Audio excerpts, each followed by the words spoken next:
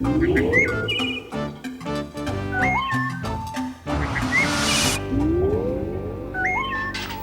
know, I hate television. I did see a good show out in Ohio recently, though. It was on at 6 a.m., and it was just a lot of lunch menus, what they were serving for lunch in high schools and junior high schools in town that day. And it had this really great music, really happy music, and you just see these lunch menus scrolling by.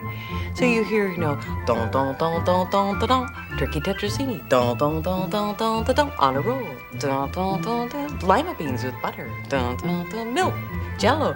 And I don't know who was up at 6 a.m. watching this show, but if you didn't like what they were serving, you could bring your own. Now, in my opinion, this is television at its best.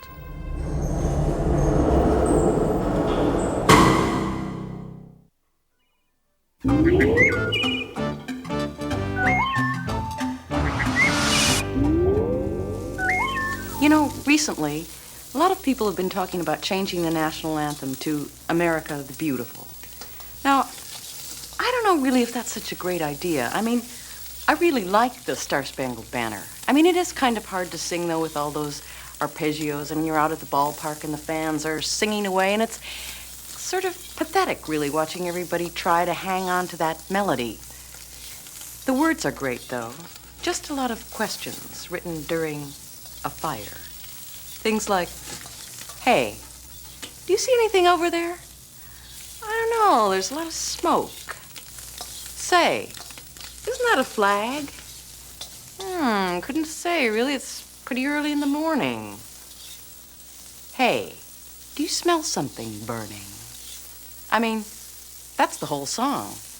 It is a big improvement, though, over most national anthems, which are in 4/4 time. We're number one, this is the best place. I also like the B-side of the national anthem, Yankee Doodle. Truly a surrealist masterpiece. Yankee Doodle came to town riding on a pony, stuck a feather in his hat, and called it macaroni. Now, if you can understand the words to this song, you can understand anything that's happening in the art world today.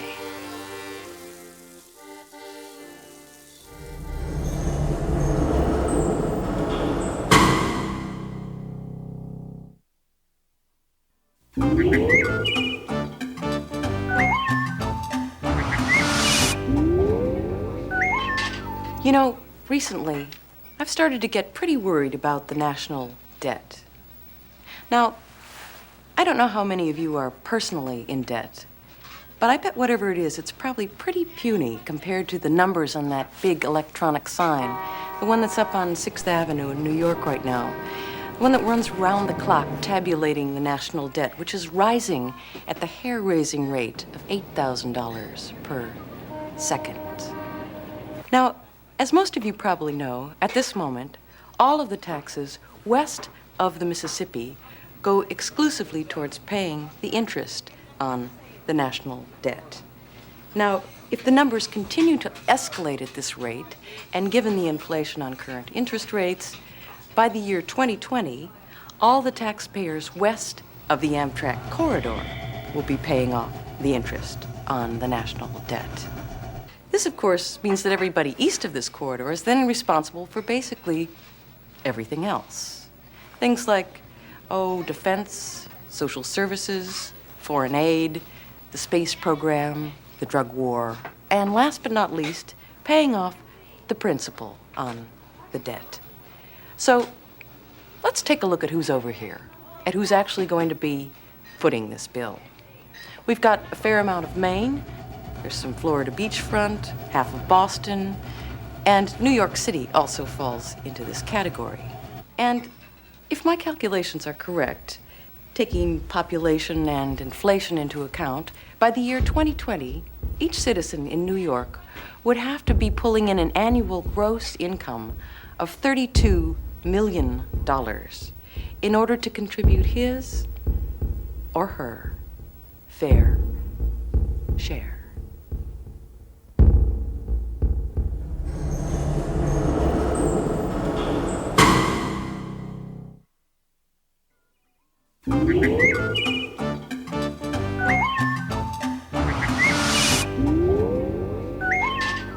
You know, recently a fair amount of military research is focused on the study of nature rather than technology. When the Army was trying to build a six-legged robot that could walk on the moon, they were having a lot of design problems. So they decided, hey, let's look at insects. They've got 6 legs. Let's see how they do it. So they spent an enormous amount of money on this research. And what they discovered was that 6-legged insects can barely walk. They're constantly tipping over and tripping over their legs and breaking them off. But like all military research that goes billions over budget, they keep reminding you, yeah, sure, we went a few billion over, but think of the spin-off technologies. Tinfoil, the spray-on foods like spray-on cheese. You'd never discover this stuff without spending some extra cash.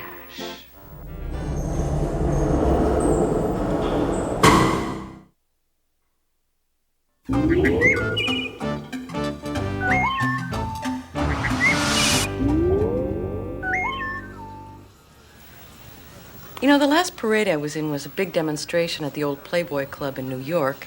And this was a big media event, lots of TV cameras, and my job was to explain to the press what we were doing there. So we're marching around with these big signs, and once in a while we'd halt, and I'd explain to the reporters that we were there to protest the economic exploitation of women and the treatment of women as animals. And I had drawn up some pamphlets to illustrate this, pictures of chicks and bunnies and foxes and pussycats and other animals that had come to symbolize women, and I was handing them out. So we're marching around the club, and this woman, one of the bunnies, was just getting to work, and she said, so, hey, what's going on here? And I said, well, we're marching to protest the economic exploitation of women and the treatment of women as animals. And I handed her one of the free pamphlets. And she said, listen, honey, I make $800 a week at this job. I've got 3 kids to support. This is the best job I've ever had. So if you want to talk about women and money, why don't you go down to the garment district where women make 10 cents an hour? And why don't you go and march around down there? And I said,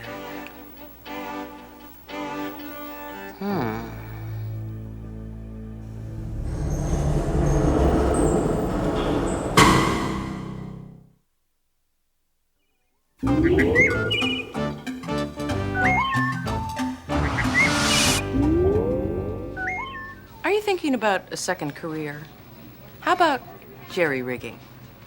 I mean, just look around your house at all the things that are broken. And there's smoke coming out of your PC, the answering machine is on the fritz, your VHS deck won't come out of record. I mean, it's a mess, right? So you've got to schedule these 15 experts to come by and try to fix it, but instead, wouldn't it be great if there was one guy who could come to your house and say, just give me a couple paper clips and a cup of hot coffee and I'll fix everything that's wrong in your house? This guy could be you.